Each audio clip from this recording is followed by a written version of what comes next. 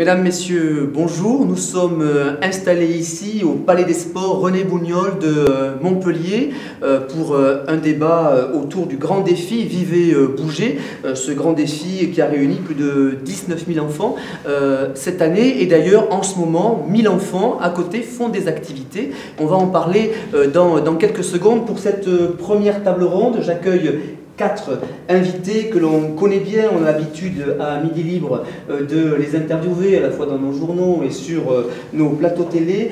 C'est d'abord vous, professeur Florence Coussongély. Bonjour. Bonjour. Vous êtes directeur scientifique d'Epidor, le département prévention de l'Institut du cancer de Montpellier. Alors, 1000 enfants à côté qui participent à cette journée de clôture. C'est une belle récompense à la fois pour eux et pour vous, j'imagine. Oui, tout à fait, c'est une belle récompense. C'est la 6e édition du grand défi Vivez Bougez. Donc 1000 enfants qui sont présents parce qu'ils ont pendant un mois accumulé des cubes énergie, puisque c'est le principe du grand défi. Un cube énergie égale 15 minutes d'activité en continu. Ils ont fait ça pendant un mois avec leurs enseignants. Et on implique aussi les parents dans cette aventure, puisqu'ils doivent faire au minimum 4 cubes par jour pour atteindre les recommandations internationales qui sont donc de 1 heure d'activité physique par jour.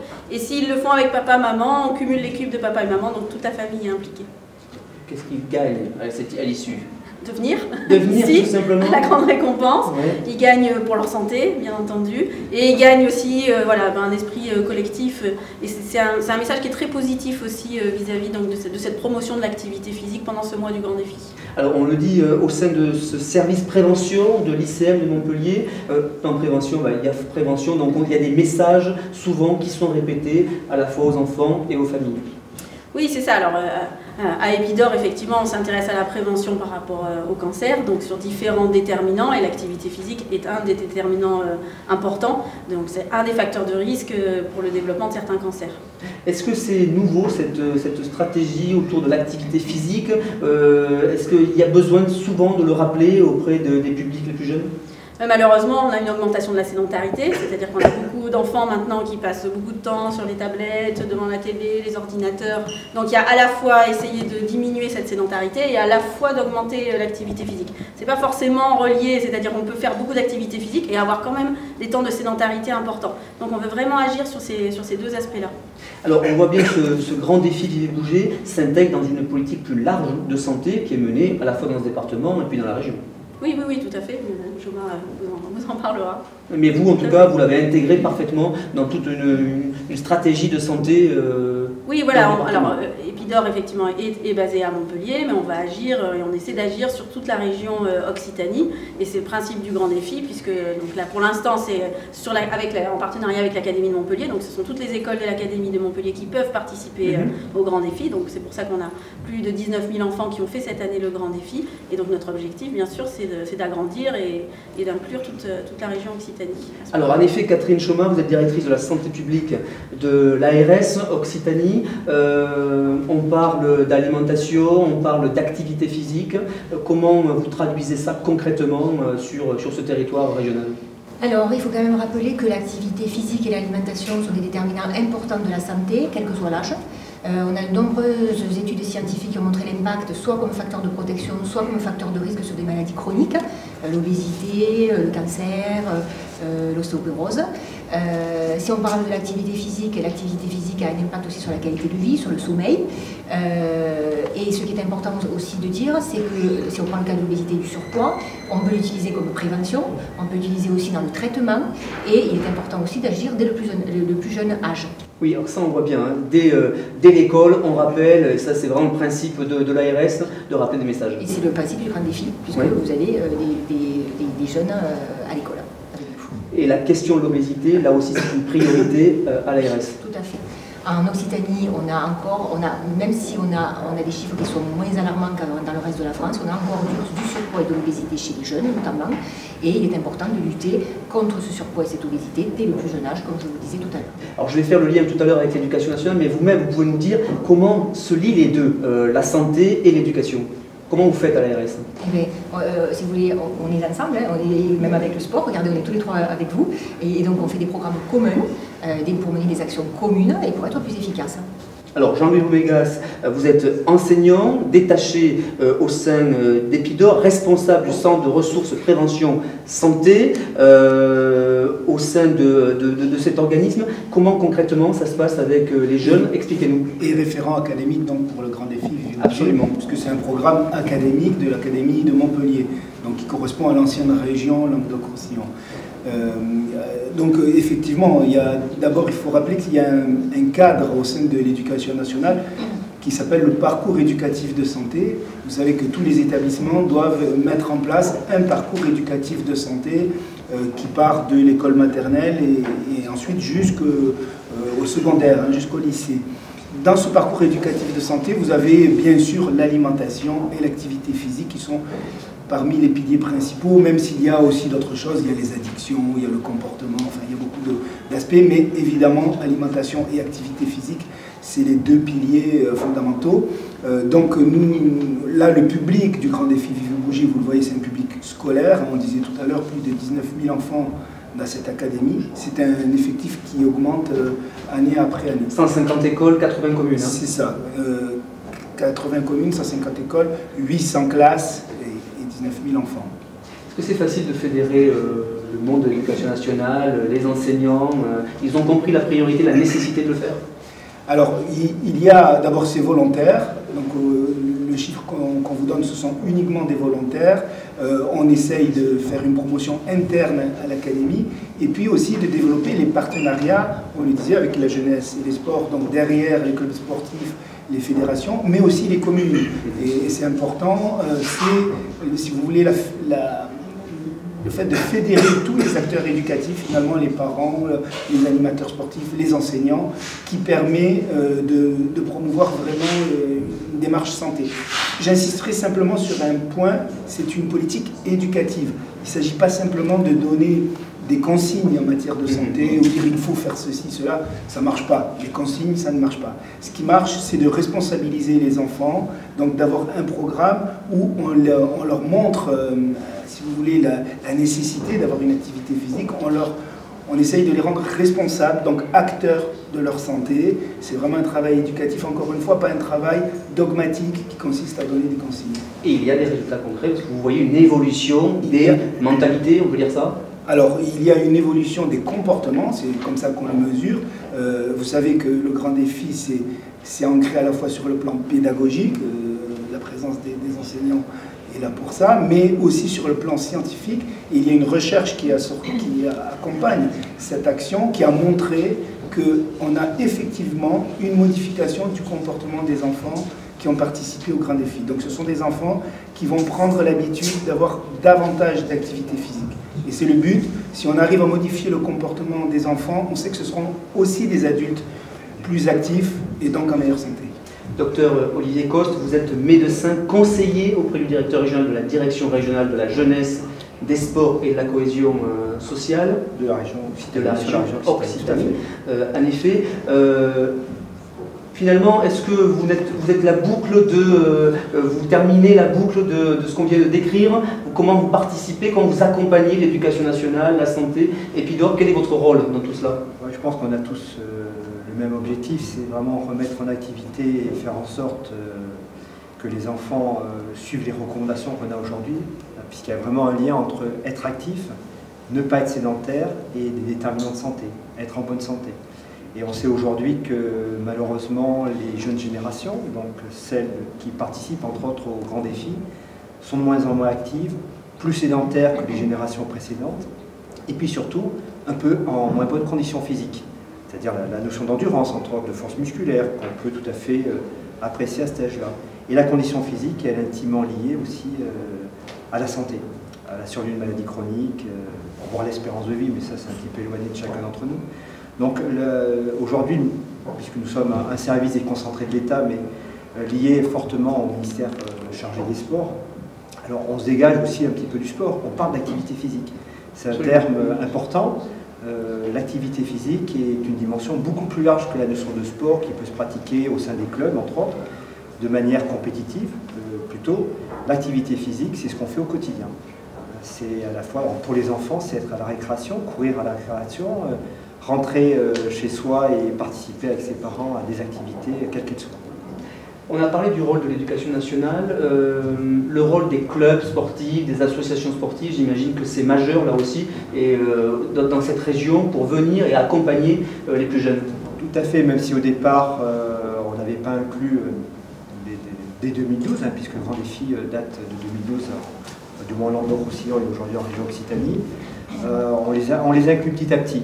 Ça c'est important de faire une passerelle, puisqu'une activité physique, elle peut être sportive, elle est importante en termes de recommandations, en termes de santé. Donc il faut faire le pont localement, là où les écoles ont implanté le Grand Défi, à la fois avec les associations sportives locales. On travaille aussi en lien étroit avec les comités régionaux qui représentent leur discipline au sein du territoire de l'Occitanie. Donc ça c'est quelque chose qui est vraiment de plus en plus renforcé ces dernières années. Est-ce que ça veut dire que quand on n'a pas été sensibilisé au plus jeune âge, c'est trop tard?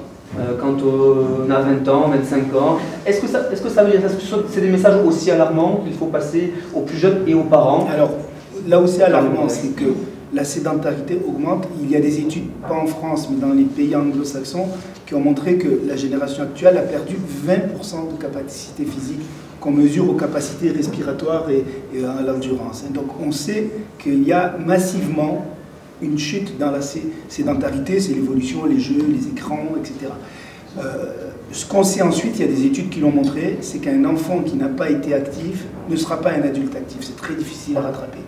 Donc quand vous avez ces deux données, vous comprenez bien que c'est une urgence et une nécessité de développer ce besoin d'activité et cette responsabilité aussi dès le plus jeune âge. Docteur Perrin. Oui, c'est un enjeu extrêmement fort pour notre société. Hein. Je pense que c'est l'enjeu du XXIe siècle, à mon avis. La survenue des maladies chroniques, ou du moins les maladies chroniques en poids fort aujourd'hui, sur le plan médico-économique, mais également sur le plan individuel. Donc il faut ne pas intervenir lorsque les problèmes de santé apparaissent, même s'il le faut, hein, l'ARS est là pour ça, mais également il faut faire de la prévention et c'est de la santé publique dès le plus jeune âge. Donc comme l'a dit mon collègue, il faut intervenir dès le plus jeune âge, alors peut-être dès la naissance, bon là en l'occurrence c'est entre 6 et 11 ans, parce que le Grand Défi s'y prête un peu mieux, mais il faut intervenir très tôt si on veut faire des adultes actifs. Professeur. Et on a beaucoup travaillé justement sur la façon de rendre ces enfants actifs. Effectivement, on est au-delà du message de dire il faut être actif, etc. C'était de trouver quelque chose de ludique, donc ce fameux cube énergie. On s'appuie aussi sur des modèles théoriques, scientifiques pour essayer d'identifier quels sont vraiment les leviers sur lesquels il faut qu'on agisse pour que l'enfant devienne actif. Et une des variables qui est très importante, c'est la norme sociale. Donc c'est pour ça que le Grand Défi se fait à l'école, en famille, puisque tout le monde finalement va devenir actif. On agit aussi sur la croyance que l'enfant va avoir dans sa capacité à être actif et lui montrer qu'effectivement l'activité physique, comme on le disait, c'est pas que le sport, c'est aussi aller à pied à l'école et donc des choses finalement toutes simples auxquelles l'enfant n'avait pas pensé et c'est vraiment essayer de le rendre actif au quotidien avec donc ce côté ludique aussi des cubes pour ne pas être moralisateur et culpabilisateur ou essayer de ne pas stéréotyper les enfants qui seraient un petit peu moins actifs. Vous voulez terminer? Oui, dire que l'activité physique, là, donc, on commence chez les enfants pour eux-mêmes, les enfants pour leur entourage, et que l'activité physique, elle est bonne, quel que soit l'âge de la personne. C'est un message à rappeler à chacun d'entre nous. Merci beaucoup de l'avoir fait, je ne me sentais pas du tout visé. Merci pour cette première table ronde. On va vous remercier, vous quatre. En revanche, je vais vous garder avec moi. Merci. On va accueillir à présent Caroline Navarre, qui est adjointe au maire de Montpellier, et puis l'INSEE, qui va nous rejoindre. Caroline, je vous en prie. l'INSEE. Alors, deuxième rencontre, toujours ici au Palais des Sports. Alors, une rencontre un peu particulière, puisqu'on accueille en effet l'INSEE. Bonjour. Bonjour. Alors, moi, je voudrais savoir comment ça s'est passé aujourd'hui, parce que je crois savoir que tu as participé activement tout au long de ces dernières semaines, et que le nombre de cubes doit être à 163, c'est ce que j'ai compris. Alors, raconte-nous un petit peu comment tu as vécu ça, comment ça s'est passé. À l'école, on nous a proposé de faire le GDDB, on a accepté, on s'est inscrit.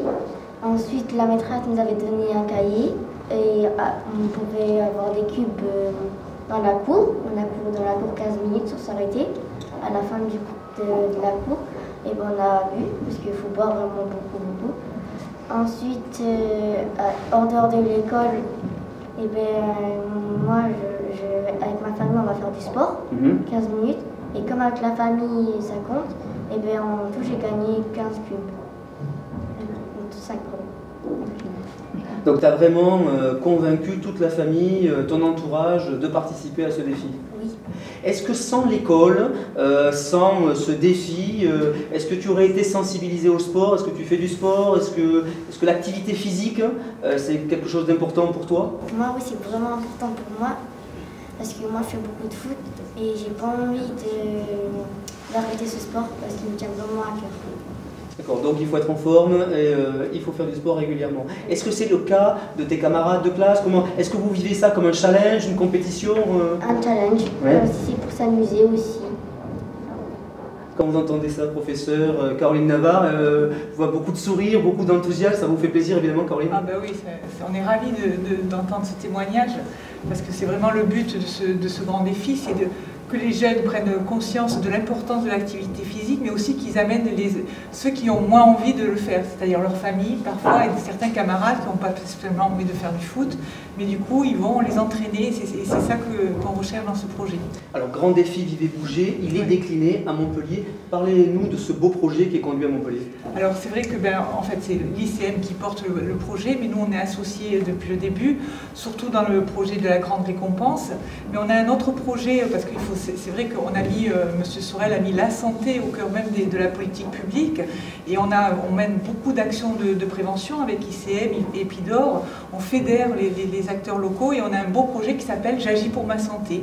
Et on va dans les écoles et on a 3 thématiques essentielles qui sont l'activité physique, où intervient donc le grand défi, et puis aussi on a l'alimentation, parce que on explique l'importance du goûter, et on fait travailler là-dessus avec des nutritionnistes et des diététiciennes, et puis aussi sur l'hygiène bucco-dentaire, où on travaille avec les étudiants de la faculté d'odontologie, et donc c'est un projet sur 3 mois, et je crois que ce qui est important dans ces projets, c'est comme le projet du grand défi, c'est qu'on fait une évaluation après.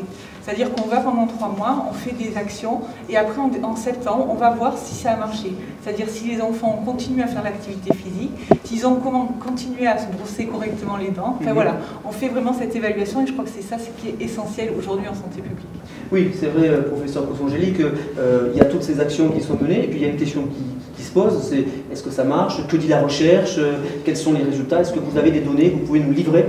Alors, des données, oui, on est en train de les exploiter. Effectivement, on a fait une recherche assez importante puisqu'on a suivi pendant 2 ans en fait. Donc des enfants qui ont fait le grand défi, des enfants qui n'ont pas fait le grand défi. On a plus de 3000 enfants qui ont été évalués donc, avant le grand défi, pendant le grand défi, après le grand défi. Et donc là, on est en train d'exploiter les résultats. Mais on a déjà des résultats à vous communiquer en termes de comportement. C'est-à-dire que les enfants qui ne faisaient pas le grand défi, on avait à peu près 59% d'enfants qui atteignaient donc, les fameuse 1 heure d'activité physique par jour. Et au bout de 2 ans de grand défi, on est à plus de 80% à l'heure actuelle donc, qui atteignent ces réglementations internationales. Alors que le groupe contrôle, donc, qui n'avait pas eu le grand défi, est resté relativement stable et n'a pas eu donc, cette augmentation. Et là, on est en train aussi d'analyser les résultats au niveau des croyances, des représentations qu'ils ont vis-à-vis de l'activité physique. Mais là, je ne peux pas encore vous donner de résultats, mais on reprend une table ronde. Mais ce sont donc des résultats positifs, encourageants. Oui, tout à fait. On a suivi donc, une méthodologie très rigoureuse au niveau statistique, donc pour vraiment avoir des résultats qui sont vraiment basés sur des données probantes. Et l'idée, évidemment, ensuite, est de pouvoir donc, transférer ce grand défi à d'autres régions, à d'autres écoles, et vraiment d'asseoir en fait ce grand défi au niveau de notre région. Caroline Navarre, ça encourage la municipalité de Montpellier, l'agglomération, la métropole, pardon, à aller beaucoup plus loin dans la politique de santé vis-à-vis des plus jeunes. Oui. En fait, on a vraiment beaucoup d'actions de prévention en collaboration avec tous les acteurs locaux. Où on a le mois sans tabac, Octobre Rose, et vraiment notre but c'est d'être proactif, c'est-à-dire qu'on va dans les quartiers, on va dans les écoles, on va dans les maisons pour tous. On a eu aussi ce beau projet sur le massage cardiaque qui était énorme et où on demande aux gens de prendre, en fait en gros on demande aussi aux enfants d'être un peu acteurs de leur santé. C'est-à-dire qu'on leur dit aujourd'hui, voilà, vous avez toutes les données en main, maintenant il faut que ça soit à vous un peu d'être proactif aussi pour que vous soyez les vecteurs demain de votre santé. Oui, c'est vrai, vous avez raison, c'est difficile de dire aujourd'hui qu'on n'a pas accès à ces outils-là. Aujourd'hui, tout est mis sur la table, tous les enfants, quel que soit le quartier, le territoire, peut avoir accès à ces programmes. Il faut aussi aller dans les quartiers, c'est ça qui est important et que m'a demandé moi, notre maire, c'est d'aller dans les quartiers parce que ces messages de prévention, ils ne sont pas toujours très bien compris, ils ne sont pas toujours clairs. Alors ils sont, voilà, c'est pas que, voilà, donc c'est vrai que c'est important d'aller éduquer les gens et aller au plus proche parce que pas qu'on reste qu'en ville ou des choses comme ça. Donc c'est pour ça qu'on va souvent dans les quartiers, dans les écoles et dans les maisons pour tous. Est-ce que tu veux réagir à ce que disent Caroline Navarre et le professeur Poussangeli? Non, ben, moi j'ai peut-être une autre question. Tu fais du foot, mais on ne sait pas. Quel est ton niveau? Dans quelle équipe tu es sportif? Quel est ton objectif en sport? Dis-nous tout. Moi je suis dans l'équipe de Kibar, mais Ouais. je vais intégrer l'équipe Montpellier-Hérault. D'accord. Ensuite, mon objectif c'est d'aller plus loin, d'être une professionnelle. Professionnel du foot. Ouais, et donc tu suis ça avec assiduité. Imagine les matchs et les féminines qui sont dans ce département, dans cette région. Ma deuxième délégation, c'est quand même les droits des femmes et donc je suis ravie qu'une petite fille ait envie de faire du foot parce que justement c'est aussi la promotion qu'on fait sur l'égalité dans le sport et c'est important de voir que ça marche. Je crois que vous avez là une graine de porte-parole, Ouais, d'engagement très fort. C'est un très très bel exemple. Merci d'être là avec nous. Merci professeur, merci Caroline Navarre, merci l'INSEE. Et puis je dirais, il faut bouger, hein, c'est le message de la journée. Je crois que je vais vous laisser aux enfants qui sont à côté pour cette belle journée de récompense. Merci à vous. Merci.